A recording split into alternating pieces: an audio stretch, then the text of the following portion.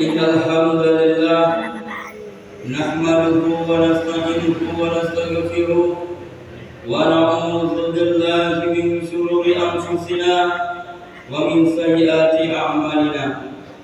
من يهده الله فلا مضل له ومن يضلل فلا هادي له. أشهد أن لا إله إلا الله وحده لا شريك له وأشهد أن محمدا عبده ورسوله. اللهم صل وسلم وبارك على سيدنا محمد وعلى آل سيدنا محمد. أما بعد، فيا عباد الله، أوصيكم وإياي بتقوى الله فقد فاز المتقون. فقال الله تعالى في القرآن الكريم: أعوذ بالله من الشيطان الرجيم. بسم الله الرحمن الرحيم. يا أيها الذين آمنوا اتقوا الله حق تقاته ولا تموتن إلا وأنتم مسلمون.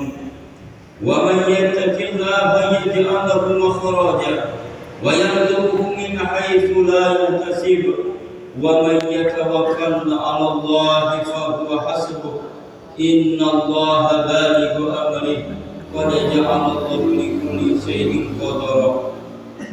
Ma'asyiral muslimin sidang jamaah Jumat yang dirahmati Allah Subhanahu wa taala. Marilah kita senantiasa bersyukur kepada Allah Subhanahu wa taala atas segala nikmat dan karunia-Nya yang dianugerahkan kepada kita semua, khususnya nikmat iman dan Islam dan nikmat kesehatan, sehingga pada hari ini kita bisa melaksanakan sholat Jumat. Salawat dan salam semoga senantiasa Allah limpahkan kepada teladan kita Nabi Muhammad sallallahu alaihi wasallam, keluarga, sahabat dan semua pengikutnya. Melalui mimbar Jumat yang mulia ini, saya mengajak kepada diri saya pribadi dan kepada jamaah semua untuk senantiasa meningkatkan keimanan dan ketakwaan kita kepada Allah Subhanahu wa taala dengan takwa yang sebenar-benarnya, yaitu menjalankan segala perintah-perintah Allah dan menjauhi segala larangan-larangannya. Baiklah, pada kesempatan yang mulia ini kita memasuki di bulan Muharram, bertepatan di tanggal 8 sallallahu alaihi wasallam. Mari kita perbanyakkan salat sunnah, kita perbanyakkan zikir kepada Allah Subhanahu wa taala, juga mari kita perbanyakkan sedekah dan membantu kepada orang-orang fakir miskin dan orang-orang yang membutuhkan. Baiklah, pada kesempatan yang mulia ini, sebagai tema khutbah kita yaitu urgensi doa bagi seorang muslim. Jadi manfaat dan faedah doa bagi seorang muslim. Ma'asyiral muslimin sidang jamaah Jumat yang dirahmati Allah Subhanahu wa taala, di antara ibadah yang diperintahkan Allah taala kepada kita adalah berdoa, yaitu bermunajat kepada Allah Subhanahu wa taala. Doa kita sebagai hamba Allah dan Allah sebagai Sang Pencipta, memahami hakikat diri sebagai hamba akan menjadikan kita rendah hati.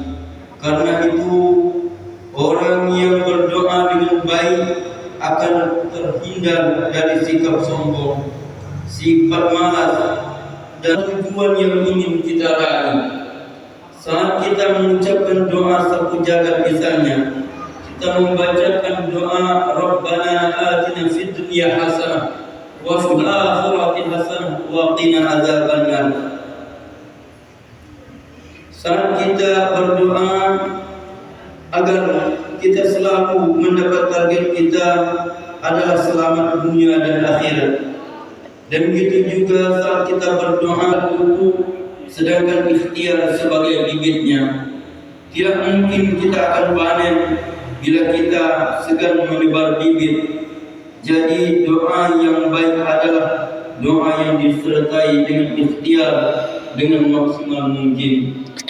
Jamaah salat Jumat yang dirahmati Allah Subhanahu wa taala, seringkali terbesit pertanyaan dalam hati, mengapa kita harus berdoa?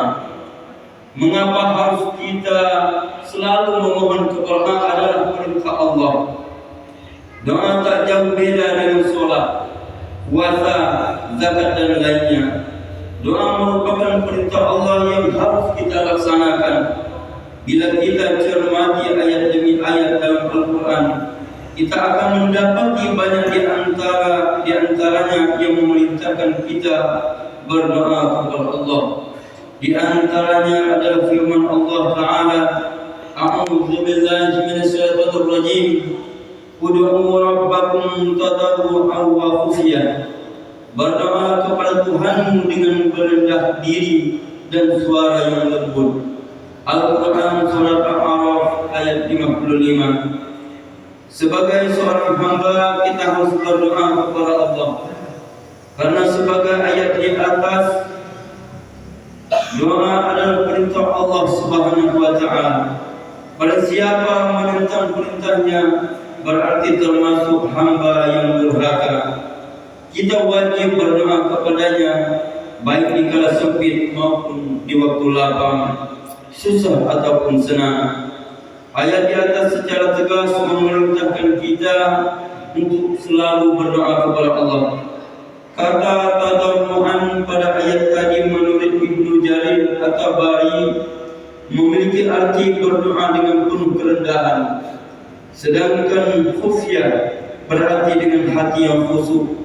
Jadi menurut penafsiran Ibnu Jarir, ayat ini mengandung perintah berdoa kepada Allah Subhanahu wa taala dengan penuh kerendahan hati yang khusyuk.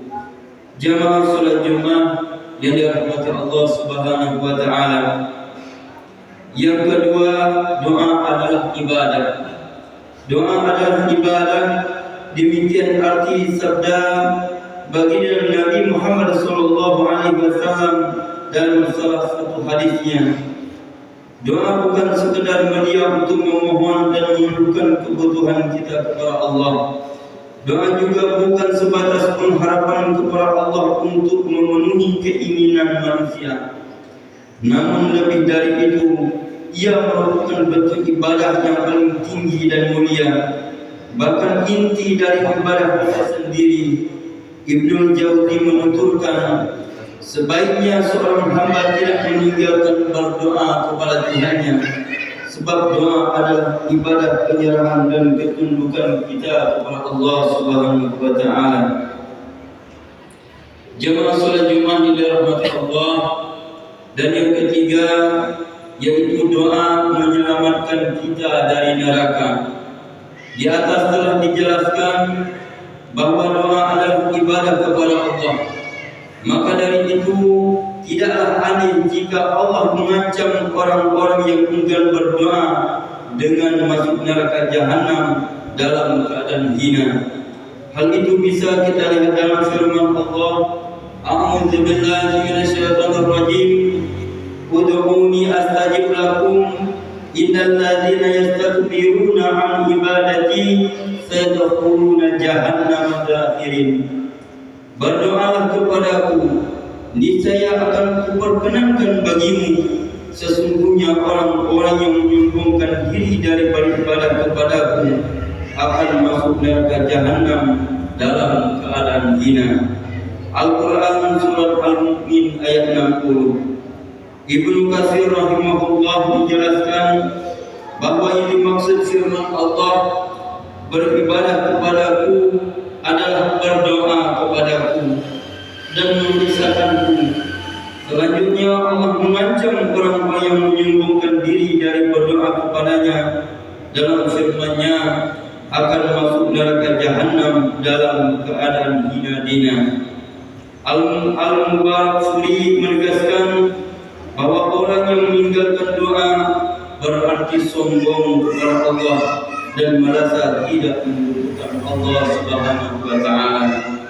Jamaah salat Jumat yang dirahmati Allah Subhanahu wa taala. Dan yang keempat, yaitu doa menyelamatkan kita dari murka Allah.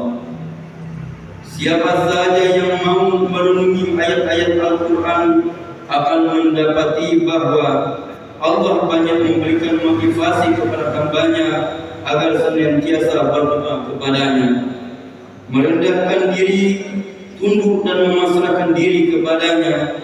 Bahkan Rasulullah SAW menegaskan dalam sabdanya bahwa Allah akan murka kepada hamba yang tidak mampu memohon kepadanya. Nabi SAW bersabda, "A'udzu billahi minasyaitonir rajim. Man lam yas'alillah Allah Subhanahu wa ta'ala." Al-Hafiz Ibnu Hajar Al-Asqalani menuturkan bahwa Imam At-Taibi berkata, "Mana hadis di atas ialah barang siapa yang tidak meminta kepada Allah, maka dia akan murka. Sebaliknya, Allah sangat senang apabila diminta oleh hambanya. Allah sangat senang jika hambanya selalu berdoa kepadanya." Hadis di atas melahirkan sebuah kesimpulan bahwa barang siapa yang tidak ingin dimurkai Allah, hendaklah ia berdoa kepadanya. Mengapa Allah murka kepada hamba yang enggan berdoa kepadanya? Hal itu disebabkan manusia dalam setiap waktu dan kondisi selalu butuh kepada Allah Subhanahu wa ta'ala.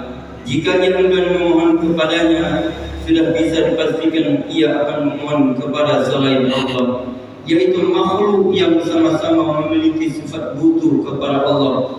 Padahal kita dilarang memohon kepada selain Allah, sebab memohon kepada selain Allah termasuk perbuatan syirik yang dosanya tidak terampuni jika pelakunya tidak bertaubat kepada Allah Subhanahu wa ta'ala dengan taubatan nasuha, yaitu dengan benar-benar bertaubat kepadanya. Jamaah salat Jumat yang dirahmati Allah Subhanahu wa ta'ala, itulah keempat alasan mengapa seorang hamba harus berdoa kepada Allah. Semoga Allah memasukkan kita dalam golongan orang-orang yang gemar berdoa kepadanya, bukan orang-orang yang sombong atau orang yang enggan berdoa kepada Allah. Amin amin ya rabbal alamin.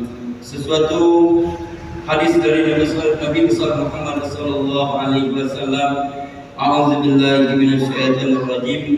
Bismillahirrahmanirrahim. Ad-du'a mislahul muslimin." Doa itu senjatanya orang muslim.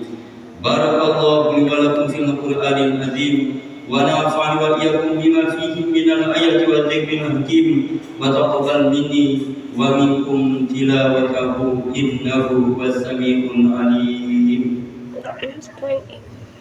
Allahu akbar, la syarika wa asyhadu anna Muhammadan 'abduhu wa rasuluh. Allahumma shalli wa sallim wa barik ala sayyidina Muhammad wa ala sayyidina Muhammad, amma ba'du.